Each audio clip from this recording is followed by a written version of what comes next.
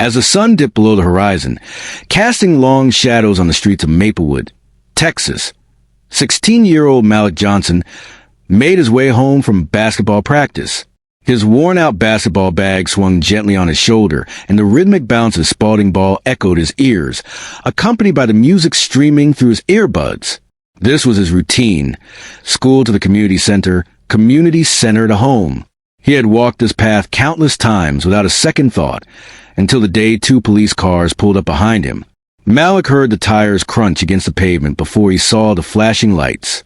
He paused his music but didn't turn around, standing still with his hands visible. "Hey, stop right there," a voice called out. Malik turned, his heart racing. "I live just a couple blocks away," he replied, trying to keep his voice steady. Officer Jake Thompson, a tall man with sandy hair and a stern expression, stepped out of the first car. The second officer, Alex Rivera, leaned against the hood, arms crossed, as if he had done this 100 times before. "Where are you headed?" Thompson asked, his tone clipped. "Home, like I said," Malik replied, his voice calm. "What's in the bag?" Thompson pressed, his hand resting on his holster. "Just my basketball, shoes, and a water bottle," Malik answered, trying to maintain his composure. Rivera scoffed, clearly unimpressed. "We received a call about someone matching your description lurking around the neighborhood," he said, his tone dripping with suspicion. Malik felt a wave of frustration wash over him. "I just walked past the park and the gas station. I didn't stop." Thompson gestured toward the curb. "Why don't you have a seat while we figure this out?" Malik hesitated, knowing the drill. He had been taught by his father to stay calm, not to argue, and to keep his hands where they could be seen. He lowered himself onto the curb, feeling the weight of the moment. A neighbor across the street pulled out his phone, recording the scene. "Do you have any weapons on you?" Thompson asked, his voice still sharp. "No, sir," Malik replied. "Have you ever been arrested?" "No," he said firmly. "I'm on the honor roll." Thompson's annoyance was palpable, as if Malik's answers were not what he expected. The pause stretched on, and Malik felt the eyes of the neighbor on him, the weight of judgment heavy in the air. He glanced at his phone, a message from his dad lighting up the screen. "Dinner's ready." "Where are you?" Malik quickly typed back, "Dad, cop stopped me again," and hit send. Thompson circled around him, still on edge. "You ever run into trouble at school?" Malik shook his head. "I'm just trying to get home." The tension was thick and Malik's pulse quickened, not from fear, but from frustration. He could feel the neighbor's gaze, the judgment, the assumptions being made based solely on his appearance. Just then, a black SUV turned onto the street, gliding smoothly toward them. Malik didn't need to look. He recognized the car. It stopped a short distance away, and the door opened. "Malik!" A familiar voice called out. It was his father, Deputy Chief David Johnson, stepping out in a crisp suit, badge glinting at his hip. "Officers," he said, his voice steady but firm. "My son texted me." Thompson's demeanor shifted instantly, his confidence faltering. "We had a call about a suspicious person," he stammered. "Did you ask his name?" David replied, his tone unwavering.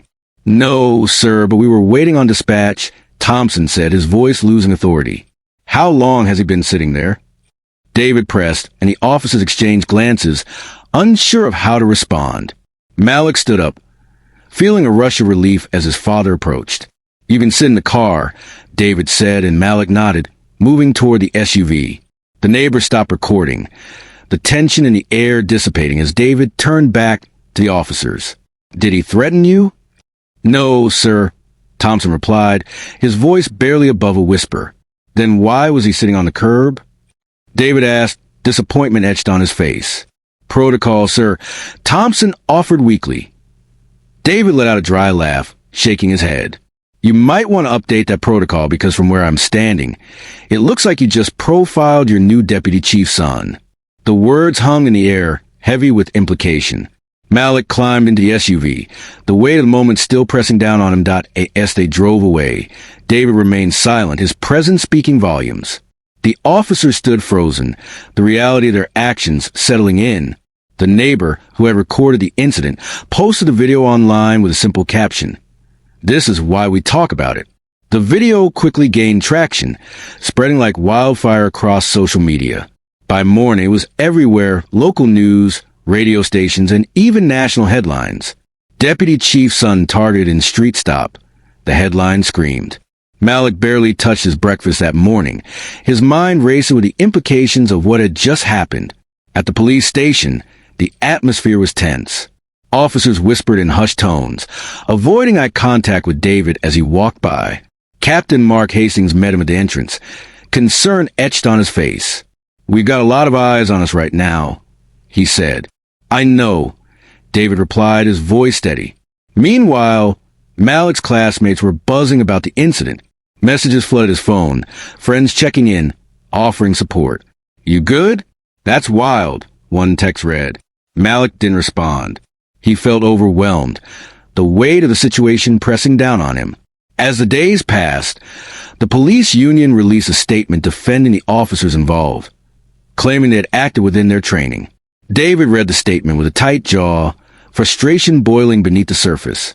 He knew that silence wouldn't bring about change, and he was determined to do something about IT's ATA town hall meeting organized by local leaders. David attended, listening to community members express their concerns. "I watched a young man sit on the curb like he wasn't worth the benefit of the doubt," one speaker said, echoing Malik's experience. David felt the weight of those words, knowing they resonated with many. Back at home, Malik struggled to find his voice. He felt the pressure of being the deputy chief's son, the expectations weighing heavily on him. One evening, he finally spoke up. "Dad, what if you weren't a cop? What if I was just another kid?" David met his son's gaze, the question hanging in the air. "I don't have an answer for that," he admitted, "but I know we have to change the way things are." As the weeks went by, the conversation around policing and community relations continued to grow. David was invited to speak at various events, but he declined, focusing instead on implementing real change within the department. Then, one day, Malik found himself standing in front of a microphone at a community forum. He had agreed to speak, feeling the weight of his experience and the need to share it. "I didn't ask for this," he began, his voice steady. "I was just walking home and I got stopped. They didn't ask for my name or who I was. They just assumed I was a problem." The room fell silent as Malik spoke, his words resonating with everyone present. "I shouldn't need a badge behind me to be seen as human," he concluded, stepping back to applause. Afterward, David felt a sense of pride for his son. Malik had found his voice, and it was powerful. The conversation around policing began to shift, with community members demanding accountability and change in the following weeks. The city council passed new policies mandating body cameras during all stops and established a civilian oversight committee. David was appointed to lead a new initiative focused on community policing, fostering relationships between officers and residents. As Malik walked home from practice one day, he noticed a patrol car slowed down beside him. Officer Rivera rolled down the window, smiling. "Looking sharp out there," he said. Malik grinned. Feeling a sense of normalcy returned at AT home, David and Malik discussed the changes happening in their community. "It's a start," David said, his eyes reflecting hope. "But we have a long way to go." Malik nodded, understanding the importance of their journey. "I just want to be treated like everyone else," he said.